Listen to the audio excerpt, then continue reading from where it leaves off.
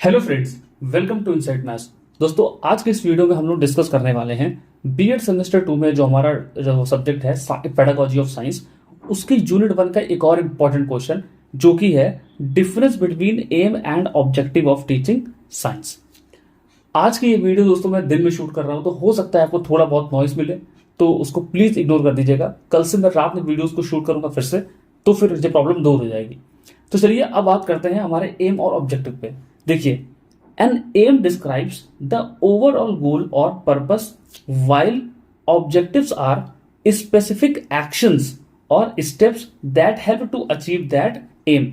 यानी कि जो हमारा एम होता है, ठीक है, ये एम क्या डिस्क्राइब करता है? ओवरऑल गोल और पर्पस। यानी कि हम अगर कोई भी काम कर रहे हैं तो उसका जो फाइनल रिजल्ट होने वाला है कि हमें क्या मिलेगा या फिर क्या नहीं मिलेगा, उसकी अगर बात करते हैं, या फिर जो हमारा मेन पर्पस है किसी काम को करने का, वो हमारा किसके अंदर आता है? एम के अंदर आता है। ठीक है। लेकिन अगर हम लोग बात करें कि हमें किसी चीज को अचीव करने के लिए जो छोटे छोटे स्टेप्स होते हैं, जो हमारे एक्शंस होते हैं कि हम ये चीजें करेंगे, इस डायरेक्शन में करेंगे तो हमें फाइनली ये रिजल्ट मिलेगा, तो उसको हम लोग क्या बोलते हैं? ऑब्जेक्टिव्स कहते हैं।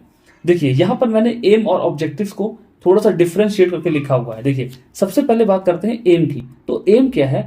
Focus on the purpose and why of a project. यानी कि ये जो हमारा एम है, ये किस पे फोकस करता है? पर्पस पर, कि जो हमारा कारण क्या है, हम क्यों काम कर रहे हैं, उस पे फोकस करता है। और वाई ऑफ अ प्रोजेक्ट, वही कि हम क्यों काम कर रहे हैं, अगर हम ये काम करेंगे तो हमें क्या मिलेगा, उस पे ज्यादा फोकस करता है। ये हमारा एम। लेकिन अगर हम इसके उल्टा ऑपोजिट की बात करें, तो हमारा जो ऑब्जेक्टिव की बात करें, सॉरी, तो जो हमारा ऑब्जेक्टिव है वो एम्फेसाइज करता है हमारे एक्शंस को, और हम क्या अकम्प्लिश करने वाले हैं, क्या हमको मिलने वाला है, उस पे। ठीक है। तो जो हमारा ऑब्जेक्टिव है वो फोकस करता है हमारे एक्शंस पर। जो भी हम छोटे छोटे स्टेप्स करते हैं, जो भी हम काम करते हैं, वो सभी मिलाकर के हमारे क्या होते हैं? ऑब्जेक्टिव होते हैं। और यही ऑब्जेक्टिव धीरे धीरे धीरे धीरे हमें किसकी तरफ लेके जाते हैं? हमारे एम की तरफ लेके जाते हैं। एक एग्जाम्पल से समझते हैं। अगर मान लीजिए कि हम अभी 10th क्लास में हैं, या फिर हम लोग बच्चों को साइंस पढ़ाते हैं, एग्जाम्पल मान लीजिए, ठीक है। तो बच्चों को साइंस पढ़ाने का जो एम है वो ये है कि हम बच्चों में critical thinking, logical thinking, reasoning, इस तरह की जो क्वालिटीज होती है उनको डेवलप कर सकें। लेकिन उसमें हम लोग जब बच्चों को मोशन पढ़ाते हैं, force and laws of motion पढ़ाते हैं, या फिर ग्रेविटेशन पढ़ाते हैं, या फिर कोई भी और चैप्टर है उसको पढ़ाते हैं, तो उस पर्टिकुलर चैप्टर का कुछ ऑब्जेक्टिव होता है कि हम बच्चों को यही पर्टिकुलर चीज सिखाना चाहते हैं। लेकिन साइंस पढ़ाने का जो एम है वो ये है कि हम बच्चों में logical thinking, critical thinking, creativity, इन सब चीजों को डेवलप करना चाहते हैं। तो इस तरीके से एम और ऑब्जेक्टिव के हैं, दोनों अलग अलग हैं। लेकिन हम लोग आम लैंग्वेज में या फिर देखा जाए तो नॉर्मल बातचीत में हम लोग एम और ऑब्जेक्टिव दोनों को ही एक समान मान लेते हैं। अब हम लोग बात करते हैं डेफिनेशन की। एम की डेफिनेशन क्या है? देखिए, एक एम जो होता है वो क्या है? A broad general statement of what to be achieved. ये जो हमारा एम है वो क्या है? एक जनरल स्टेटमेंट है कि हमको ये चीजें करनी है, ठीक। लेकिन हमारा जो ऑब्जेक्टिव होता है वो क्या है? A specific measurable step to achieve the aim, ठीक है। तो हमारा जो ऑब्जेक्टिव है वो क्या होता है कि छोटे छोटे स्टेप होते हैं, मेजरेबल स्टेप होते हैं, उनको मेजर कर सकते हैं, जो कि हमें लेकर के जाते हैं कहां पर? हमारे एम की तरफ। उसके बाद अगर बात करें स्कोप की, तो स्कोप क्या है कि ये लॉन्ग टर्म है, over arching purpose of goal है। लेकिन ऑब्जेक्टिव क्या है? शॉर्ट टर्म है, कॉन्क्रीट है, और माइलस्टोन, मतलब कॉन्क्रीट माइलस्टोन्स है, ठीक है। जो इसको वो हमारा एम होता है वो बहुत लंबे समय के लिए है। मैंने भी आपको एग्जांपल दिया कि हम साइंस पढ़ा रहे हैं। साइंस पढ़ाने का पर्पस क्या है? कि लॉजिकल थिंकिंग, क्रिटिकल थिंकिंग, ये साइंटिफिक बिहेवियर, ये सब चीजें आए, तो ये सब क्या एक दिन में नहीं आ जाएंगी, या फिर एक साल में नहीं आ पाएंगी। ये धीमे धीमे धीमे धीमे काफी लंबा समय लगेगा, तब ये जाकर डेवलप हो पाएंगी। लेकिन हम लोग force and laws of motion पढ़ाते हैं या फिर ग्रेविटेशन पढ़ाते हैं, तो हम उससे कुछ पर्टिकुलर चीजें ही डेवलप करना चाहते हैं। वो क्या होंगे? छोटे टाइम में, कम टाइम में, और देखा जाता है कि वो मेजरेबल चीजें हैं, बच्चों ने डेवलप किया कि नहीं किया वो सब हमको पता चल जाएगा, ठीक है। उसके बाद है यहाँ पर नेचर कैसा है दोनों का। तो जो हमारा एम है वो क्वालिटेटिव है नेचर में, aspirational and not necessarily measurable. लेकिन ऑब्जेक्टिव की बात करें तो वो क्या है? क्वांटिटेटिव है, प्रिसाइज है, एंड टाइम बाउंडेड है, ठीक। यानी कि जो हमारा वो होता है एम होता है वो कैसा है? क्वालिटेटिव है, जाहिर सी बात है, अब मैंने आपसे बोला कि साइंस पढ़ाना है, अब किसी के अंदर कितनी साइंटिफिक स्किल डेवलप हुई है या फिर कितनी लॉजिकल स्किल डेवलप हुई है, इसको आप मेजर नहीं कर सकते किसी भी तरीके से। लेकिन हम यहाँ पर जो ऑब्जेक्टिव होता है, हमने उसमें ग्रेविटेशन में उसको कितना सिखाया, उसको ग्रेविटेशन कितना समझ में आया, इन सब चीज़ों को हम लोग मेजर कर सकते हैं थ्रू टेस्ट है या फिर असाइनमेंट है, इन सबसे मेजर कर सकते हैं। तो जो हमारा ऑब्जेक्टिव है वो कैसा होता है, क्वालिटेटिव होता है, प्रिसाइज होता है और टाइम बाउंड होता है। यानी कि इसमें हमको एक लिमिटेड टाइम ही मिलता है अपने जो भी चीज़ें हैं उसको अचीव करने के लिए। यहाँ पर मैंने एक एग्जाम्पल भी लिख रखा है जिससे कि आपको और अच्छे तरीके से चीजें क्लियर हो जाएंगी। एम में हमने एग्जाम्पल लिखा है to improve overall quality of education in school, और हमने ऑब्जेक्टिव में लिख रखा है to increase the pass rate of students in maths by 20% within next academic year. तो देखिए यहां पर हमने जो एम में एग्जाम्पल लिख रखा है उसमें हमने बोला है कि हम क्वालिटी को इंप्रूव करना चाहते हैं।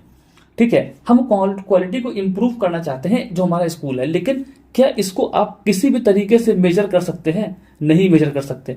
क्या ये जो हमारा पर्पस है वो एक दिन में हो जाएगा? नहीं हो जाएगा। तो ये कैसा है, टाइम टेकिंग है, मतलब इसमें बहुत ज्यादा लॉन्ग समय लगने वाला है इस जो हमारा एम है उसको अचीव करने में। लेकिन ऑब्जेक्टिव की बात करें तो यहां पर अगर आप देखें तो मैंने बोल दिया पहले ही कि नेक्स्ट एकेडमिक ईयर तक हमारा 20% जो भी पास रेट है वो हो जाना चाहिए। तो जैसे ही मैंने बोला कि नेक्स्ट एकेडमिक ईयर, तो मैंने यहां पर आपको क्या कर दिया, टाइम बाउंड कर दिया।